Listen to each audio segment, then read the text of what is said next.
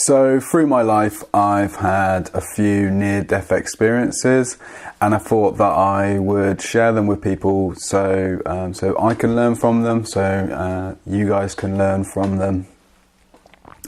And overall, what I want to try and sort of get across is for people to enjoy life. Basically, life is really fragile, and it can go in like literally just a second when you're not expecting it. And luckily enough for me, I've had a few close encounters.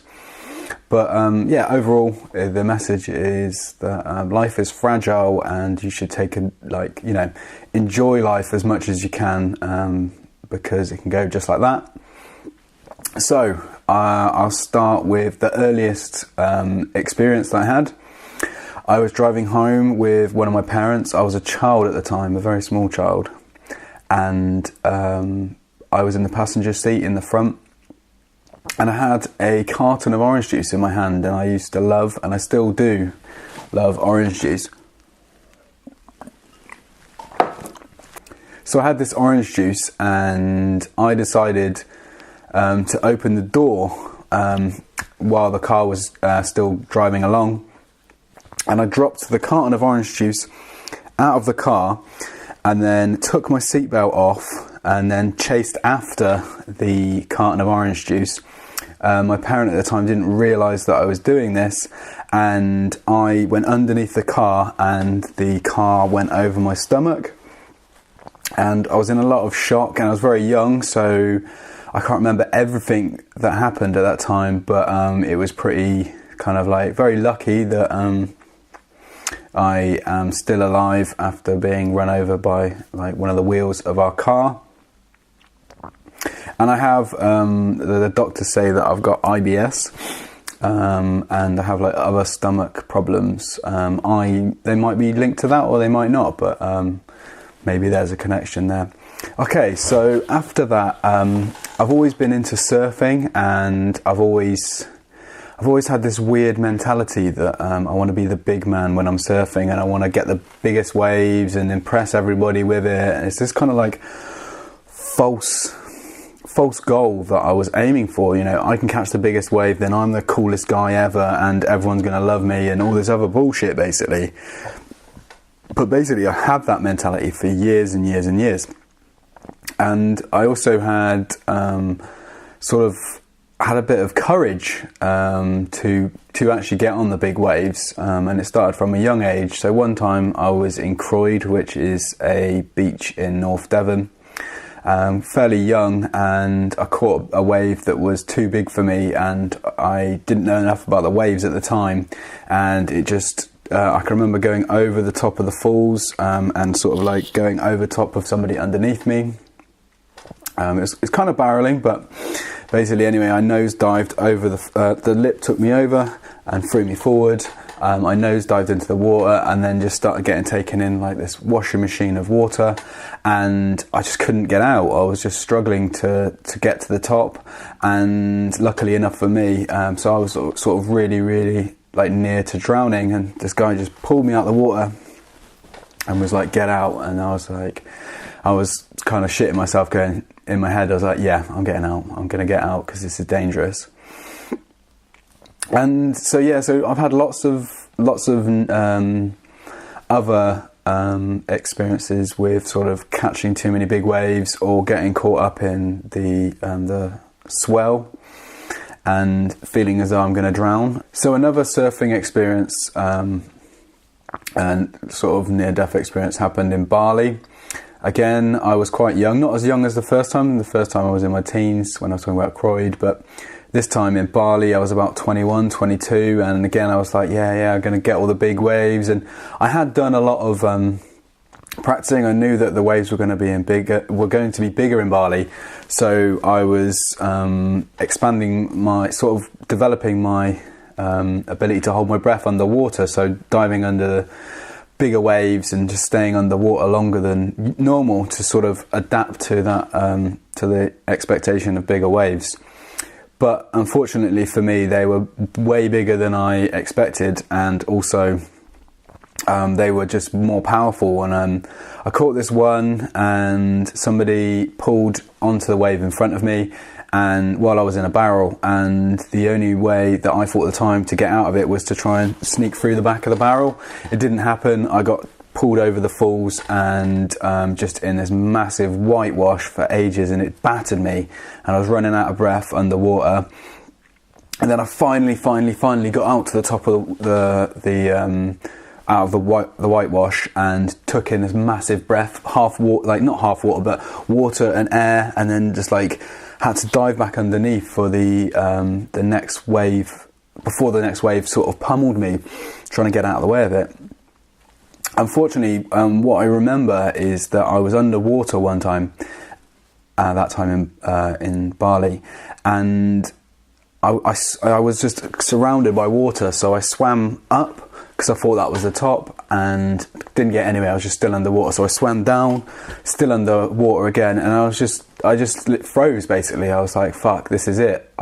This is it. I can't get out of this. I'm just surrounded by water. I can't breathe. I'm gonna die." And I can't remember if it was that time or another time. I'd just been under the water for so long. I'd just gone, "Okay, that's it. I've had a good life. Now I'm gonna die." Luckily for me, I don't know, some sort of lucky coincidence, I got out of the water in Bali and got air, and then got onto the beach completely battered, maybe like half an hour later, after just being pummeled by wave after wave after wave, absolutely knackered, just like kind of pinching myself, going, I'm really fortunate to still be alive. And so another time that I thought that I was going to die is when I went to Austria. I went snowboarding, and again I used to be a bit of an idiot and see how fast I could go and just mess around really, but a bit too much. But this day I was being very gentle and calm, but out of nowhere I slipped. I twisted my ankle at the time, and then somehow I just winded myself on some like icy snow, and then my lungs just stopped working, and I just couldn't breathe at all. I was forcing as much as I could to breathe, and again it was that feeling of, fuck, I'm gonna die now. But yeah, my lungs just weren't working, and I was just like crapping it really, just going, fuck, I'm gonna die, and just I don't know why, but yeah, I just couldn't. No air would go into my body. I just couldn't force it. Luckily for me, I sort of spluttered out of it and did manage to get air that time, and sort of lived, obviously. As I said, there's been lots of surfing experiences where I felt that I was nearly going to die, sort of hit onto rocks and sort of washed onto rocks, or being pulled under and just kind of like not seeing any way out. And one of the most recent times was one of my friend's weddings. It was the morning of, the wedding was on the day, and we went for a surf in the morning because we thought, yeah, it's cool. It's kind of a fun idea to have a surf and then go, and my friend was getting married. But unfortunately, it sort of went really sour, and we went out. There was me, there was me, the groom's dad, the groom's cousin, and a couple of our friends. And it wasn't even that big, or it didn't look that big from the beach, but it was definitely messy and a bit horrible. But I was kind of like, is it even worth going in? Kind of like that mentality. Didn't look very good at all. And then we went in anyway. We were like, yeah, well, you know, we've got all the gear. We've made this effort to come. Let's just have a surf, and then say, you know, then we can say we had a surf and went to the wedding. So I started paddling out, and I realised that it was just not great at all, and actually it was looking a bit dangerous. As in, it was just like big and messy. So even if you did get out to the back, it was just not clean at all. It was just choppy and just didn't look fun. So I was like, okay, well, I've come out, and I don't really want to. I'm just gonna get out now. And as I turned around, I realised that there was a load of rocks behind me, and I started getting a bit more nervous. I was like, okay, fuck. So I've got to kind of work my way across the beach, or how am I going to get out of this? And I was like, okay, but I'm quite a good swimmer, so I should be all right. I've been in these similar situations before, but I was remembered that the other guys who were with me, some of them aren't that sort of, they're not that good swimmers, or they're not really that experienced surfers. So I was like, I better have a look around for them. And one of them was the groom's dad, and he looked white as a sheet. He looked really scared, and fair enough. He was just sort of like holding on to his board. It was just like hugging this board, and I was like, well, we've got to get out of this. And so I sort of talked to him and made sure he was all right, and just said, yeah, we got to get out, and advised him, and like shouted out when there was a big wave coming, and sort of duck under this one. And then sort of at the same time, I looked to my right, and one of my friends is being taken back to the shore on a jet ski, and that's when it's sort of sunk in a bit more that it was really dangerous. And so there we were, trying to make our way back to... We had to actually make our way back to the rocks, unfortunately, because there was no... It was too powerful to paddle through it or to across. And so there we were, sort of hanging on to these rocks. And before, in the past, I've been able to jump onto the rocks, hang on to the rocks, and the waves haven't been that powerful. They'll sort of brush along your legs. This time they were really powerful, and every time I was grabbing onto the rocks, they were... too powerful for me to hold on, and were just bashing me onto the next set of rocks. And I just was like holding on, going, if I hit my head now, I'm probably going to die. I might get knocked out and then just dragged under. But luckily, the groom's dad was also grabbing onto the rocks, and we eventually got out, but like just I cut up all my hands. There was no real big damage, just sort of scratched my hands up, but it was just another close encounter that, it could have just gone slightly wrong, and we could have been killed. Luckily enough for the groom, everyone survived, and we went on to have a really fun wedding the rest of the day. I tried not to sort of talk about it too much to people, because it's their wedding day, but yeah, so that happened.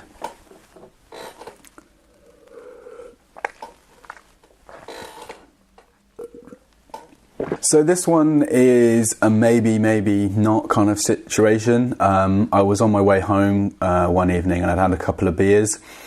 So my senses and hearing wasn't 100%. But basically there was a group of guys on the other side of the road, and they were singing and dancing. I was a little bit drunk, started laughing, and then one of them noticed I was laughing and then shouted, "He's laughing at us, let's grab him." And then I was like shouting, "I'm not laughing at you in that way, I'm just drunk." Anyway, before I knew it, he'd grabbed me and then started smashing me to the face, and then he punched me to the floor basically, at which point I ran away.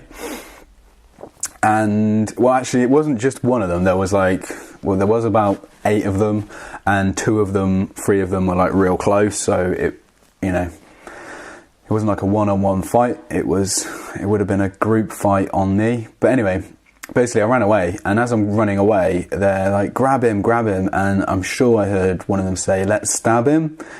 And I know it's not like, luckily nothing, I didn't get stabbed. I just got a little bit bruised on the face, cut open. But basically, I'm lucky. I do know people that have been stabbed, and so it's unfortunately it's something that happens. But luckily enough for me, I wasn't involved. I didn't have that happen to me. And another thing that happened is that I nearly got hit by a bus once. I've made a whole video about that, and kind of like where it happened. But the video is just highlighting that there is a fragility to life, because basically I was on the curb next to the road, there's a curb, then there's a bus bay, and then there's a road, and then there's the second curb on the other side. And I was on the pedestrian curb and just waiting, because it's like quite a busy road. I was waiting for a time to cross, and before I knew it, this bus had come onto the pavement and then about 10 centimetres away from me. and it was just like blue, like literally just right in front of my face. And I was like, fuck. I was really in shock actually for like an hour and a half afterwards. Just like, sometimes I'm a bit like think back to it, I'm like, fuck, that was close. Because it was, you know, I'm just I was just on the way to one of my friends' houses, and then this bus nearly runs me over. And so, yeah, that was another close encounter that I had. And on top of that, I've had a few near crashes in cars. So lots of aquaplaning experiences. So like, you know, where you lose control of the car. And one of the most dangerous times when aquaplaning was when it was really wet and raining.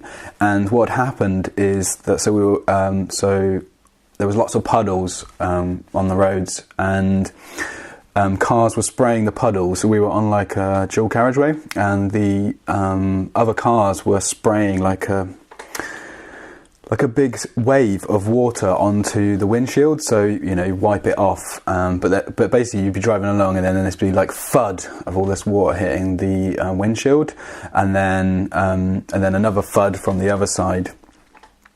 And then, but luckily, you know, the wipers are, to start off with, the wipers worked and got rid of it. But what happened is that we were aquaplaning, and then this massive puddle got sort of pushed, what's the right word, landed on the windshield, and the wipers couldn't get it off. So literally we couldn't see anything out of the car. And we're skidding along, we are aquaplaning at the same time, and that was just one of those like, fuck, this is mental. Are we going to survive? And then another time, cars again, in Sri Lanka, we had this guy who was like a taxi driver, and there was only like one side, there was two sides of the road, our side and the traffic coming the other way. And basically the taxi driver was like a kamikaze taxi driver. Every time I sat in the front, my bumhole was like fucking shrank to nothing. It was just like, oh my god, he's gonna fucking kill us. Basically he was like, what he'd do is he just loved overtaking the whole time. He'd just like, he'd be in a mindset to overtake. And what that meant is that even on bends, so there's a bend, you can't see around the bend, but he'd be on the other side of the road and then pull out at the last minute. And there were so many close encounters. On that same trip, we actually got rammed off the road by another car. Maybe it was connected, maybe not, but basically, yeah, this car came along that was sort of like a Land Rover bigger than us, and just rammed us off the road. I've got a photo of the light that they knocked out. But yeah, that was another close encounter. But, you know, I'm making this video now, so luckily enough for me, I got through all of these different things. What else we got? There's a couple more.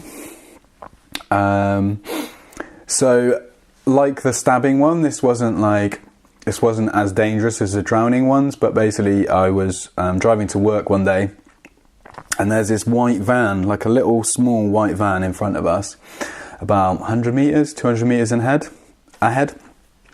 And out of nowhere, the wheel on the car, this is on the dual carriageway, the wheel on the car just popped off. And the axle went onto the road, and all these spikes just started firing off the car. And I was like, what the fuck? This is crazy. This is like some sort of movie kind of like made up shit. But no, it was happening. And so I was driving along, and I was actually kind of like, I got a bit, what's the word? A bit of shock by it, a bit like, I felt like a bit frozen. I couldn't really think straight. I couldn't really think my way out of it. I was just like, this is fucked. What the fuck's going on? And so the wheel that popped off his car started rolling down the motorway towards us, and then I started shitting myself a bit more. But, you know, luckily I could still drive. And then, so the wheel's coming down, and it bounces off the inside of the dual carriageway, and then comes towards us. At this point it slowed down, but it was just a really surreal experience to see this tyre just rolling towards us.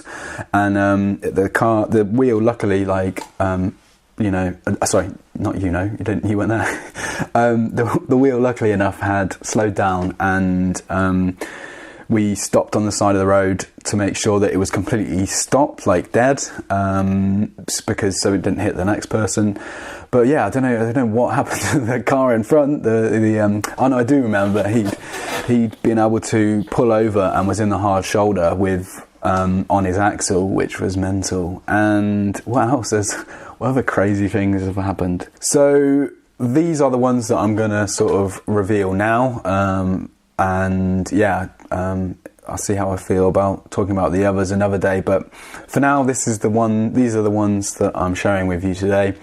And personally, what I like to do is whenever I have like a negative experience in life, whether it's near death or whether it's like, you know, you made the wrong decision about something and it didn't go the way you wanted to, it kind of went wrong or whatever.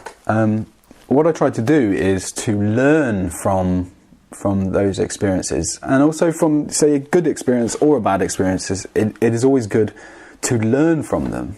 And so what can I learn, or what can I sort of share with you guys from this, is that don't be a big man when it comes to surfing. You don't need to catch the biggest waves. You're trying to like achieve like this false sense of like better, you know, I'm better because I can catch a bigger wave, I'm great, etc., etc. It's not worth that risk. The real people will like you for who you are, not for like if you can catch a big wave or not. And what else? Basically just to say that the seas are dangerous. Yeah, as I said before, I'm quite a good swimmer. I have quite a bit of experience of surfing, but I still get smashed about. So Mother Nature is a powerful thing, and or nature, it doesn't necessarily have to be mother, it could be a father if you want, but nature is a powerful thing. And what else can I say? Driving a car can be dangerous, even when you're safe, even when you're like really cautious and you do all the right things. You're still driving a machine at 70 miles an hour. It's not an invincible machine. Yes, it has airbags. Yes, it has like sort of roll bars, etc., etc. But it's not invincible. So just be careful with it, really, and also enjoy life. Enjoy life however you can, as long as you don't, you know, hurt any other animals, any other people. Just enjoy life as much as you can, because it can go like just like that. It can go if it's just like, you know, you're waiting to cross a road and the bus has swerved out too much, or you aquaplane and some water goes on your windshield, and then you hit the next car and then you roll over and then crash the car. You know what I mean? It's like it can just go in an instant. So basically it's about enjoying life as much as you can, and as long as it doesn't hurt anyone else. Because life is an experience, you know. We are like born into these bodies that we didn't choose, into these families that we didn't choose, into this part of the world that we didn't choose. And you know, I didn't choose this this nose. I got told it was a fat nose by a young child about a year ago. But it doesn't matter, you know. It's just a nose. I didn't choose it. It's just the one I've got. And so yeah, just be happy with what you've got and make the most of what you've got, because there probably will be someone who's got it worse off than you. And yeah, I suppose, yeah, make sure I've got all of my my couple of experiences read out. So there you have it. There's my close encounters where I sort of nearly died a couple of times. And yeah, have a good day, basically. Bam!